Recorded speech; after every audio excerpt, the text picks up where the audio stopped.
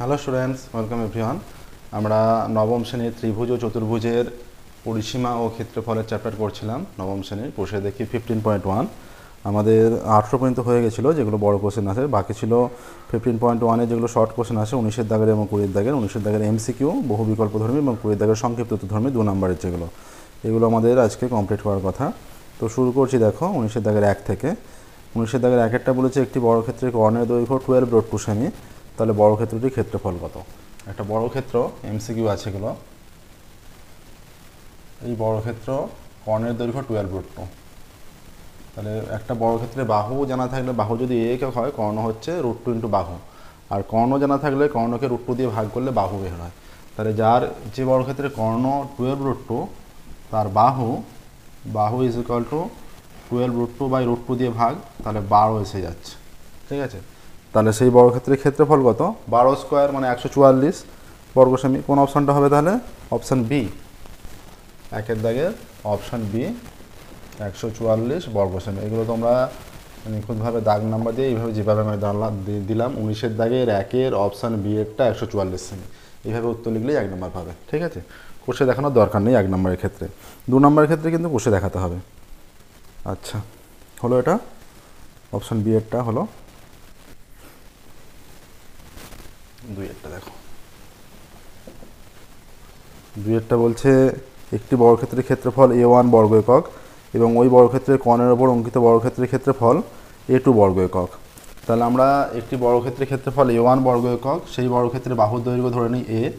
তাহলে A হলে A1 বর্গ একক, A1 হচ্ছে A স্কোয়ার, এত বর্গ একক। ঠিক আছে, এবার এর কর্ণের ওপর অঙ্কিত বর্গক্ষেত্রের ক্ষেত্রফল A2, তাহলে কর্ণ কত? √2A।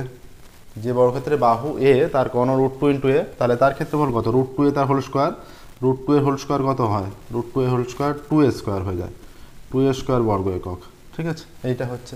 তাহলে A1:A2 কত হবে? কি চেয়েছে? A1:A2, তাহলে A1:A2 is equal to A square is to 2A square, A square square উঠে গেলে 1:2 আসছে। দেখো 1:2 হচ্ছে। ঠিক আছে, অপশান এ, 2-এর অপশান এ 1:2। ঠিক আছে, 1:2 উত্তর হচ্ছে। এবার দেখো 3-এরটা।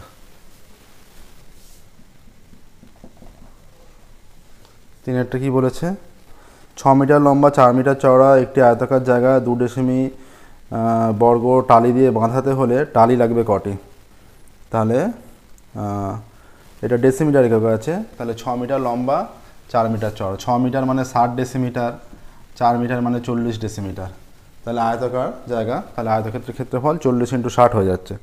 ঠিক আছে, তাহলে বলেছে 2 ডেসিমি বর্গ টালি দিয়ে বাঁধাতে হলে টালি লাগবে, তাহলে এটা বাই 2 × 2, 2 × 2, তাহলে এটা 20 হয়ে যাচ্ছে, আবার ভাগ করলে 10 হয়ে যাচ্ছে, 600 হয়ে যাচ্ছে। 600টি টালি লাগবে। ঠিক আছে, 600টি টালি লাগবে। Option C, option C 600, option C হয়ে যাচ্ছে 600টি। ঠিক আছে, তাহলে 1, 2, 3 হলো।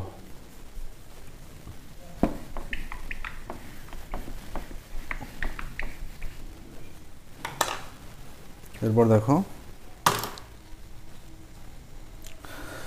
4-এরটা। 4-এরটা বলছে সমান পরিসীমা বিশিষ্ট একটি বর্গক্ষেত্র এবং আয়তক্ষেত্রের ক্ষেত্রফল যথাক্রমে এস এবং আর।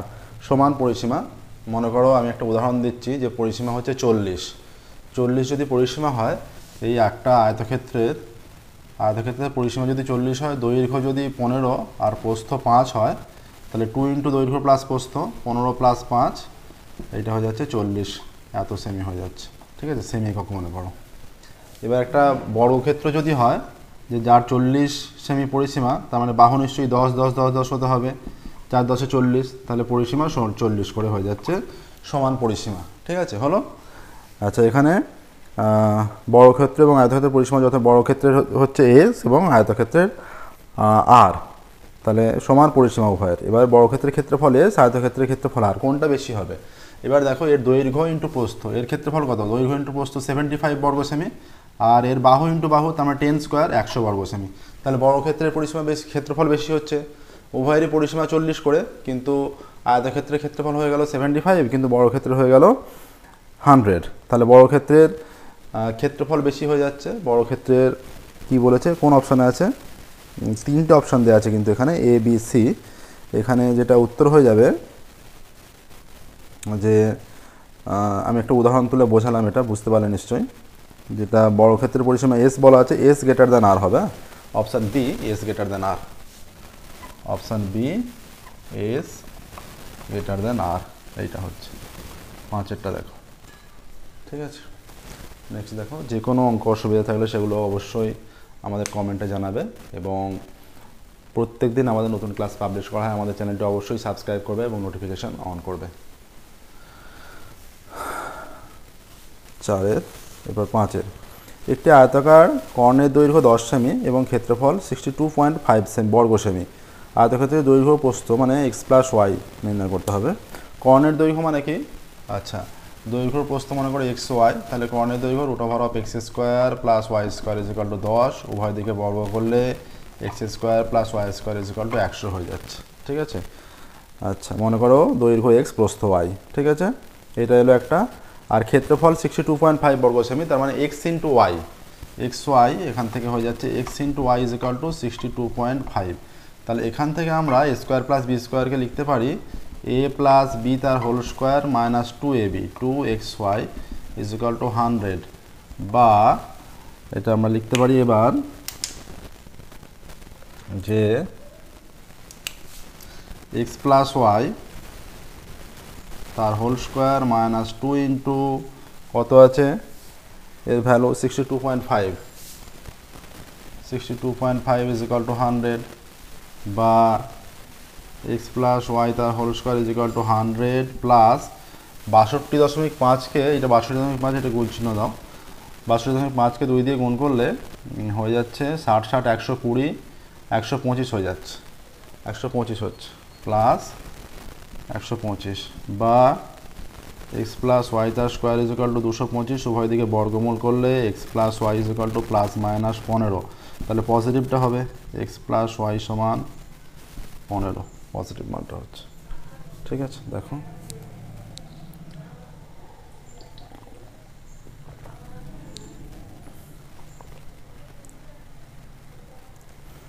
অপশান বি আসছে, অপশান বি 15 সেমি, অপশান বি 15 সেমি। ঠিক আছে, 15 সেমি হয়ে যাচ্ছে দৈর্ঘ্য প্রস্থের সমষ্টি। নেক্সট দেখো, এবার 20 দাগে শুরু করব।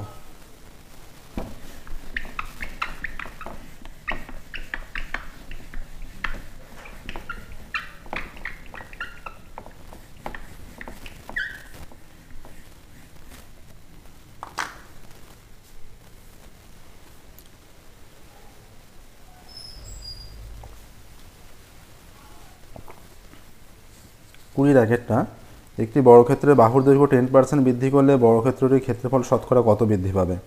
বাহুর দৈর্ঘ্য 10%, 20 1, ধরি বর্গক্ষেত্রের বাহু সমান a একক, কি বৃদ্ধি পাবে বলেছে? ক্ষেত্রফল। অতএব যখন বাহু a একক তখন বর্গক্ষেত্রের ক্ষেত্রফল কত? ক্ষেত্রফল a² বর্গ একক। আচ্ছা, a এককের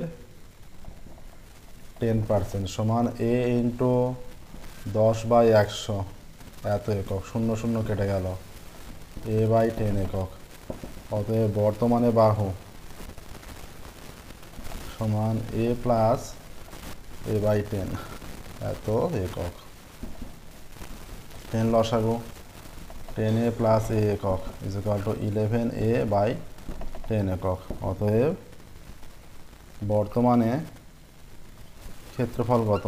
বর্গক্ষেত্রের ক্ষেত্রফল 11a/10 স্কোয়ার বর্গ একক সমান 121 বর্গ একক। ঠিক আছে, এটা হলো।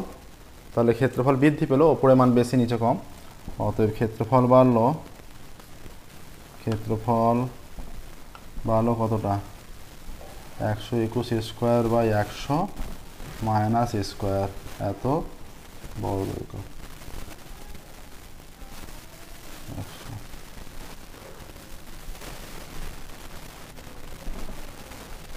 সমান যেটা আসছে ফিজিক্যাল এখানে বোঝা যাচ্ছে না, দেখো এইদিকে লিখছি, ফিজিক্যাল 21 স্কোয়ার বাই 100 বর্গ একক। এটা হলো। এবার হচ্ছে যেটা বলছে ক্ষেত্রফল শতকরা কত বৃদ্ধি পাবে। অতএব ক্ষেত্রফল বৃদ্ধি পাবে প্রাথমিকের ওপর। অতএব এর পরে যেটা করবে, অতএব ক্ষেত্রফল স্কোয়ার বর্গ এককে বৃদ্ধি পায়, স্কোয়ার বর্গ এককে বৃদ্ধি পায় 21 স্কোয়ার বাই 100 এত বর্গ একক।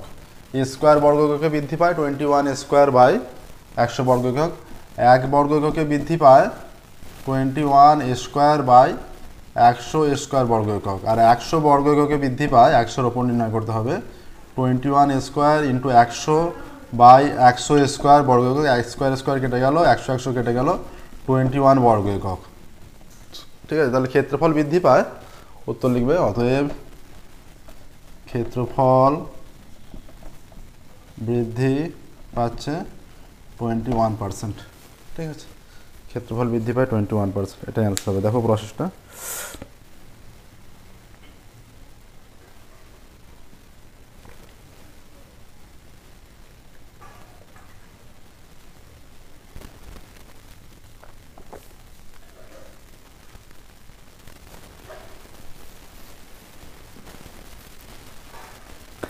নেক্সট দেখো দুইয়েরটা।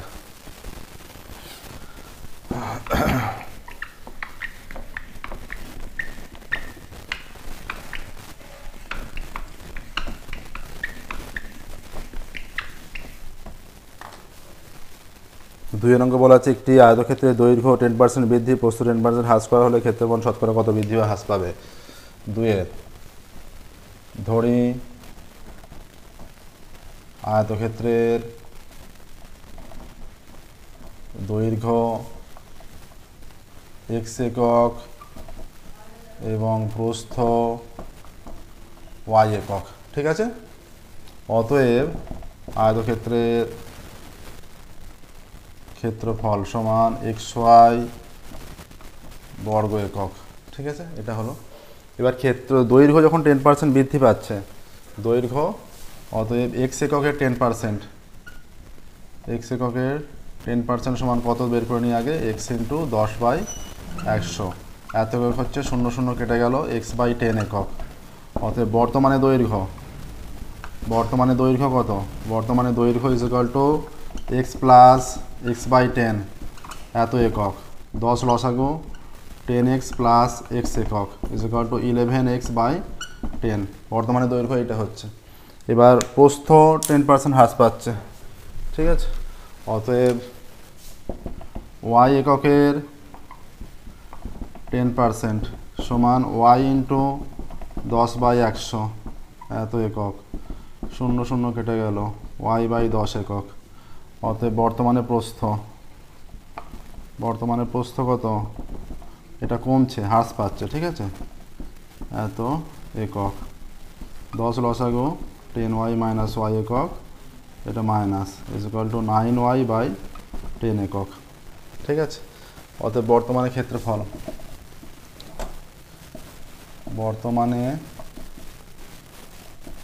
ক্ষেত্রফল কত, দৈর্ঘ্য হচ্ছে 11x by 10 into 9y by 10 এত বর্গ একক ইজ ইকুয়াল টু 9×11 99/100 xy বর্গ একক। দেখো এটা ভগ্নাংশ, লব কম হর বেশি, তার মানে এটা একের চেয়ে কম, তাহলে ক্ষেত্রফল হ্রাস পাচ্ছে। ঠিক আছে, ক্ষেত্রফল কমে যাচ্ছে। এবার কি চেয়েছে এখানে, যে ক্ষেত্রফল শতকরা কত বৃদ্ধি বা হ্রাস পাবে, তাহলে ক্ষেত্রফল কমছে, অতএব ক্ষেত্রফল কমলো, কতটা কমলো, xy মাইনাস 99/100 xy এত বর্গ একক লিখতে হবে। এটা 100 হবে, 100 xy মাইনাস 99 xy এত বর্গ একক। ঠিক আছে, তাহলে 100 থেকে 99 বিয়োগ করলে xy বাই 100 বর্গ একক। ঠিক আছে, এটা হচ্ছে, দেখো এটা বিয়োগ ফলটা। আচ্ছা, এরপর যেটা হবে ক্ষেত্রফল। ক্ষেত্রফল আমরা একটু মুছছি, দেখো ক্ষেত্রফল এবার লিখবো আমরা এক্স ওয়াই বর্গ এককে হ্রাস পায় এতটা, একে কত 100 কত। অতএব ক্ষেত্রফল, কারণ প্রাথমিক এক্স ওয়াই ছিল, এক্স ওয়াই বর্গ এককে হ্রাস পায় কতটা, হ্রাস পায় এক্স ওয়াই বাই 100 বর্গ একক, আর 1 বর্গ এককে হ্রাস পায় X Y by 100 into X Y বর্গ একক, আর 100 বর্গ এককে হ্রাস পায় X Y into 100 by 100 into X Y বর্গ একক। এক্স ওয়াই কেটে গেল, এটা কেটে গেল, কিছু নেই, মানে 1 বর্গ একক। অতএব ক্ষেত্রফল হ্রাস পায় 1% 100-র উপর। অতএব ক্ষেত্রফল হ্রাস পায় 1%।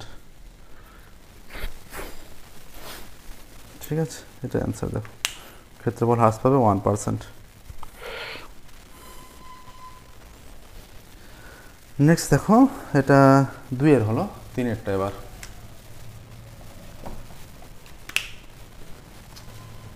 এগুলো যেগুলো 2 নম্বরে থাকবে সেগুলো 2 নম্বর মতো করে কোর্সে একটু দেখাতে হবে, ঠিক আছে, পুরো 2 নম্বর পাওয়ার জন্য।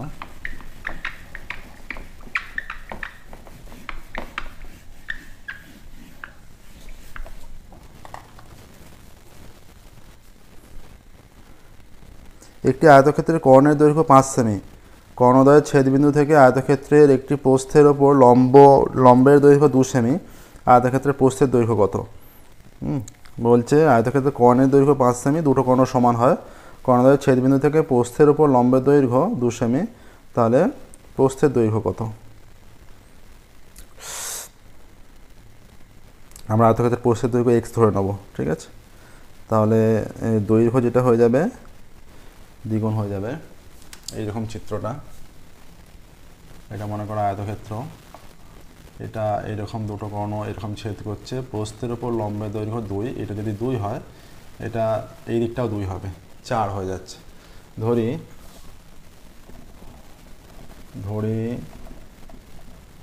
আয়তক্ষেত্রের প্রস্থ ইকুয়াল টু এক্স, কি একক আছে এখানে?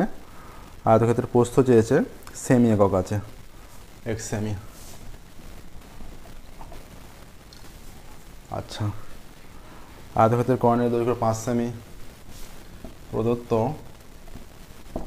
আয়তক্ষেত্রের কর্ণের দৈর্ঘ্য সমান 5 সেমি, ঠিক আছে। কর্ণদ্বয়ের ছেদবিন্দুর ওপর আয়তক্ষেত্রের প্রস্থের ওপর লম্ব সমান 2 সেমি। কর্ণদ্বয়ের ছেদবিন্দু থেকে প্রস্থের ওপর লম্বের দৈর্ঘ্য 2 সেমি। অতএব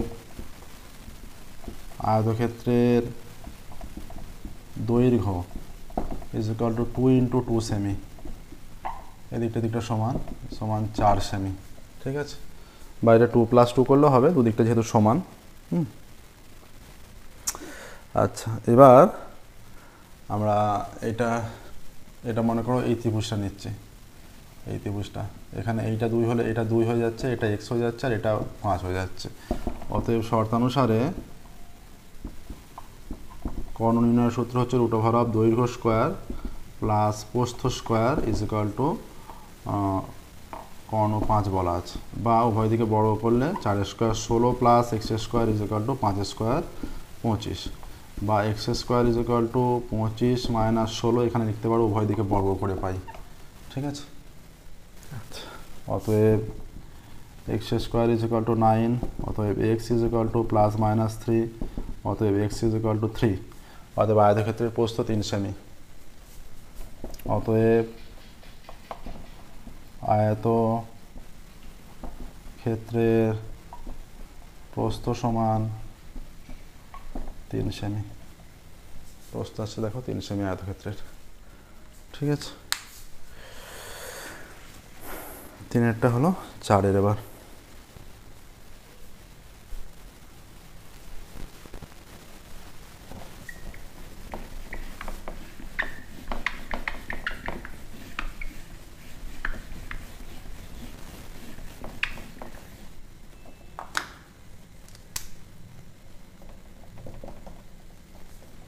4 কি বলেছে দেখো, একটি বর্গক্ষেত্রের কর্ণদ্বয়ের ছেদবিন্দু থেকে তার উপর যে কোনো বাহুর উপর অঙ্কিত লম্বের দৈর্ঘ্য 2√2 সেমি হলে বর্গক্ষেত্রের প্রতিটি কর্ণের দৈর্ঘ্য কত?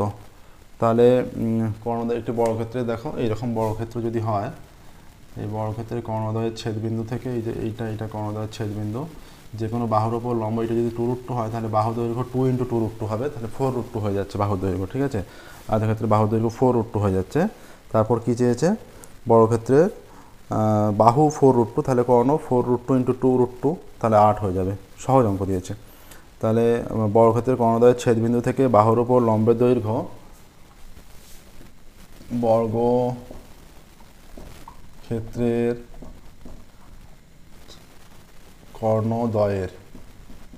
কর্ণদ্বয়ের ছেদবিন্দু থেকে বাহুর উপর লম্বের দৈর্ঘ্য ইকুয়াল টু 2√2 বলেছে, তাই তো?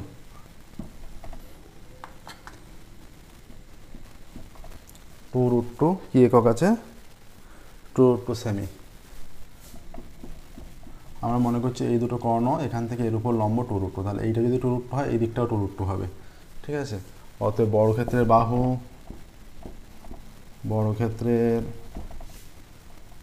বাহু সমান 2√2 × 2 এত সেমি ইকুয়াল টু 4√2 সেমি।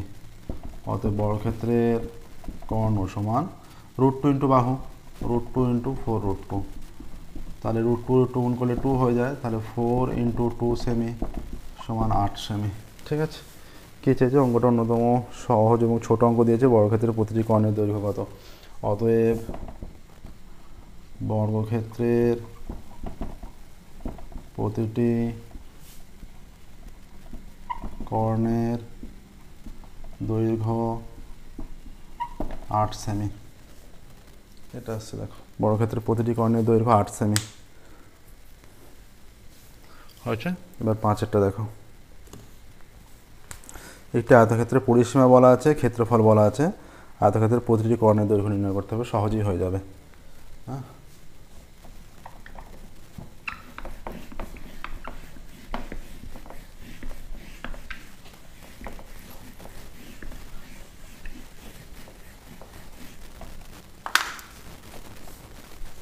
আয়তক্ষেত্রের পরিসীমা 34 সেমি,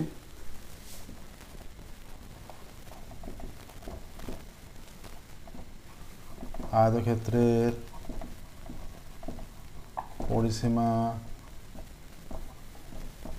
34 সেমি। ঠিক আছে, আয়তক্ষেত্রের পরিসীমা 34 সেমি। আয়তক্ষেত্রের ক্ষেত্রফল ইজ ইকুয়াল টু 60 বর্গ সেমি, 60 বর্গ সেমি। ঠিক আছে, ধরছি আমরা, আয়তক্ষেত্রের দৈর্ঘ্য x সেমি এবং প্রস্থ y সেমি ধরে নিচ্ছি। ঠিক আছে, অতএব শর্তানুসারে যেটা হয়ে যাবে, পরিসীমা নির্ণয়ের সূত্র 2 × দৈর্ঘ্য প্লাস প্রস্থ ইজ ইকুয়াল টু 34 আর x × y is equal to 60। ঠিক আছে, এবার এইটা 1 নাম্বার দিলে, এটা 2 নাম্বার দিলে, 1 নম্বর সমীকরণ কোনটা? ইজ ইকুয়াল টু 1 নম্বর সমীকরণ x plus y, 2 × x plus y is equal to 34, বা x প্লাস ওয়াই সমান 34/2, অতএব x প্লাস ওয়াই সমান 17। ঠিক আছে, এবার উভয় দিকে বর্গ করো, বা 17 স্কোয়ার, এটা x square plus 2xy plus y square is equal two 289, বা x square plus y square plus 2 × xy এর মান 60 ইজ ইকুয়াল টু 289, বা x square plus y square সমান 289 মাইনাস 100, 60 60 120, ডান দিকে আসতে বিয়োগ হয়ে যাচ্ছে। ঠিক আছে, তাহলে x square plus y square is equal to 169 আসছে। ঠিক আছে, দেখো বোঝা গেল। আচ্ছা, এই লাইনটা দেখা যাচ্ছে না এদিকে, এরপর আমরা এদিকখানে লিখছি। দেখো, অতএব x square plus y square is equal to 169। উভয় দিকে যদি রুট করে দিই, root over of x square plus y square is equal to plus minus 13 হয়ে যাচ্ছে। রুট ওভার অফ 169 13 হয়, ঠিক আছে। অতএব root over of x square plus y square is equal to positive মানটা 13, ঠিক আছে। এইটাই হচ্ছে কর্ণ নির্ণয়ের সূত্র। দৈর্ঘ্য এক্স যদি আর প্রস্থ যদি ওয়াই হয়, তাহলে কর্ণ হচ্ছে রুট ওভার অফ দৈর্ঘ্য স্কোয়ার প্লাস প্রস্থ স্কোয়ার। তার মানটা আসছে 13টা, পজিটিভটা গ্রাহ্য এখানে, তার মানটা হচ্ছে 13, ঠিক আছে। অতএব আয়তক্ষেত্রের কর্ণের দৈর্ঘ্য 13 সেমি। আয়তক্ষেত্রের কর্ণের দৈর্ঘ্য 13 সেমি, ঠিক আছে। দেখো এটাই আসছে। এর সাথে সাথেই আমাদের 15.1 সম্পূর্ণরূপে কমপ্লিট হলো। হ্যাঁ, 15.1 কমপ্লিট হলো। আজকের ক্লাস আমরা এখানেই স্টপ করব। কিন্তু পরবর্তী ক্লাসে অন্য কোনো নতুন পার্ট স্টার্ট করব, বা 15.2ও করতে পারি। আমাদের চ্যানেলটি অবশ্যই সাবস্ক্রাইব করবে এবং নোটিফিকেশন অন করবে। প্রত্যেক দিন আমাদের নতুন ক্লাস পাবলিশ করা হয়। আমরা ক্লাস 9 to 12, আপাতত ক্লাস 9 to 12 ম্যাথের সম্পূর্ণ সিলেবাস কভার করতে চলেছি। খুব দ্রুত সব কভার হয়ে যাবে। তো অনেকটা পার্টি হয়ে গেছে, আজকের মতো এখানেই স্টপ করছি। Thank you very much everyone.